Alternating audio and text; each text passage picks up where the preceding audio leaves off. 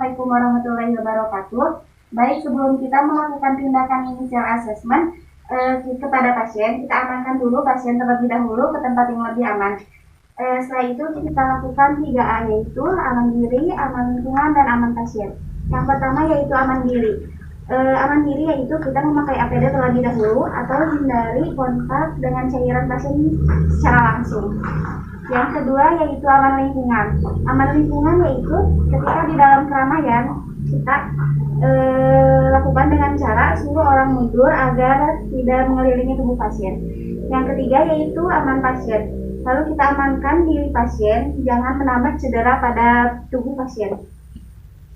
Yang selanjutnya kita akan melakukan APTU, yaitu yang pertama alert. Yang pertama yaitu alert dengan memanggil pasien. Ibu, jika tidak ada respon. Yang kedua yaitu verbal, yaitu dengan cara menepuk pasien. Ibu, jika tidak ada respon maka kita lakukan fight, yaitu dengan mencubit atau memberikan rasa nyeri kepada pasien. Lalu jika tidak ada respon maka kita cek nadi karotis pasien. Baik, nadi karotis pasien melemah, langsung kita meminta bantuan atau meminta kepada seorang terdekat, yaitu dengan disuruh untuk memanggil ambulan, yaitu ke 118. Baik, selanjutnya kita akan melakukan atau mengecek airway pasien. Saat kita mengecek airway pasien, kita harus pastikan dulu apakah pasien mengalami cedera. Jika pasien dicurigai mengalami cedera dan di bagian punggung atau vertikal, kita akan membuka jalan napas pasien menggunakan teknik jauh tas atau teknik chin lift. Baik, seperti itu. Setelah kita lihat jalan napas pasien, jika ada sumbatan jalan napas pasien seperti gumpalan darah atau sisa makanan, bisa kita bersihkan terlebih dahulu. Jika tidak ada, kita lanjutkan dengan breathing, yaitu dengan cek flu, listen, and feel. Kita dengarkan suara napas pasien, lalu kita rasakan hembusan napas pasien di diri kita. Kita lihat pergerakan dada pasien. Setelah itu kita bisa membuka dada pasien sedikit. Lalu kita lihat inspeksi dada pasien. Apakah pasien mengalami luka? Lalu kita lihat apakah dada pasien simetris atau tidak.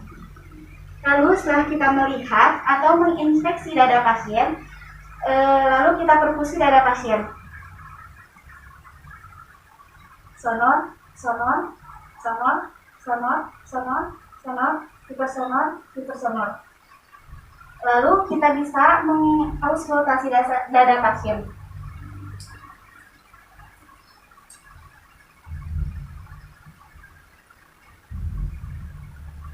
Vesikuler,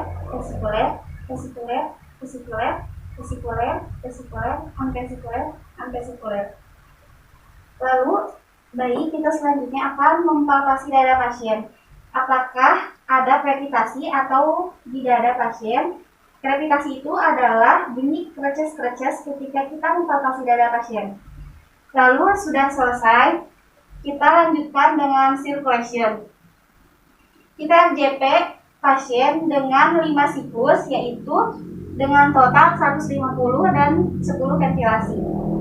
Setelah kita mengkompresi dada pasien, kita rasakan atau cek nadi pasien.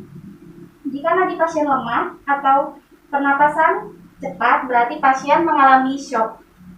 Jika tidak, kita lanjutkan dengan disability. Maka kita lanjutkan untuk disability, kita panggil lagi pasien. Ibu, jika tidak ada, kita lanjutkan dengan memukul pasien. Ibu, jika tidak ada respon, kita beri rasa nyeri kepada pasien. Jika tidak ada respon juga, kita lihat mata pasien. Apakah pasien bisa membuka mata? Jika tidak, nilainya 1. Kita lihat verbal pasien bisa berbicara atau tidak, maka nilainya, jika tidak, maka nilainya 1. Terus kita lihat motorik pasien, apakah pasien bisa bergerak? Jika tidak, nilainya 1. Lalu kita lihat pupil pasien, apakah pupil pasien mengalami anisopor atau tidak? Ketika anisofor, maka pupilnya antara kanan dan kiri membesar. Ketika isofor, pupilnya membesar sebelah. Pasien ini isofor ya, berarti membesar keduanya. Lalu kita lanjutkan dengan exposure. Untuk exposure, maka kita buka baju pasien semuanya. Pastikan agar pasien diselimuti.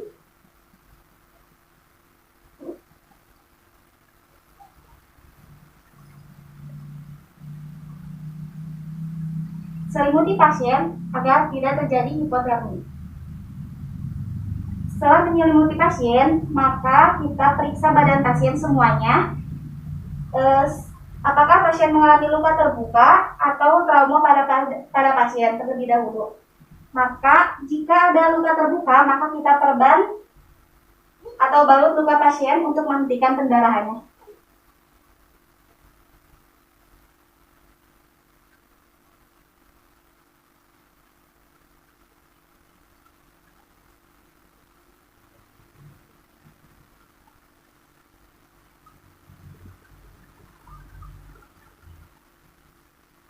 Setelah kita menghentikan pendarahan pada pasien, kita tunggu ambulan agar datang.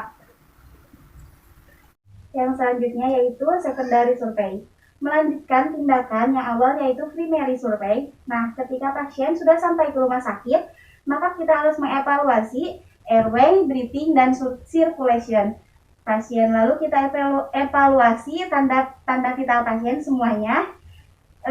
Setelah itu kita evaluasi trauma tambahan atau luka pada pasien dari ujung kepala sampai ujung kaki. Kita mulai dari kepala terlebih dahulu, apakah ada pembengkakan atau trauma, lalu ekstremitas atas, dada, abdomen, pelvis, sampai ke ekstremitas bawah. Setelah itu, jika ada fraktur di bagian kaki, kita menggunakan papan bidai. Untuk kaki, lalu kita jika ada fraktur di bagian tangan, maka kita lakukan memakai bidai untuk tangan. Jika pasien dilakukan tindakan primary survey, maka pasien akan dibuka terlebih dahulu kain yang tadi terkena fraktur atau pendarahan.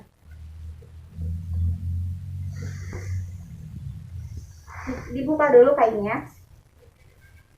Setelah kita buka, kita bersihkan terlebih dahulu lukanya. Kita angkat penyebab dari pendarahan. Maka kita tekan lukanya menggunakan pasa dan kita balut menggunakan nipel. Kalikan lagi ke belakang menggunakan sampul 8. Dan setelah itu kita evaluasi sampel dari pasien yaitu alergi, medication, past illness, last meal, dan event of injury. Jika pasien sadar, maka tanyakan kepada pasien. Jika pasien tidak sadar, maka tanyakan kepada keluarga pasien. Jika pasien sadar, kita tanyakan apa saja yang dimiliki alergi apa saja yang dimiliki oleh pasien. Yang kedua yaitu medikasi atau obat-obatan apa saja yang diminum pasien sebelum terjadinya kecelakaan. Lalu past illness atau penyakit menyerta yang dialami pasien sebelum kecelakaan. Yang selanjutnya yaitu last meal. Makanan apa saja yang dimakan pasien sebelum terjadinya kecelakaan. Dan yang terakhir yaitu event of injury. Bagaimana kecelakaan yang terjadi pada pasien sehingga pasien mengalami atau menyebabkan cedera seperti ini. Mungkin hanya itu yang bisa saya sampaikan di demonstrasi kali ini.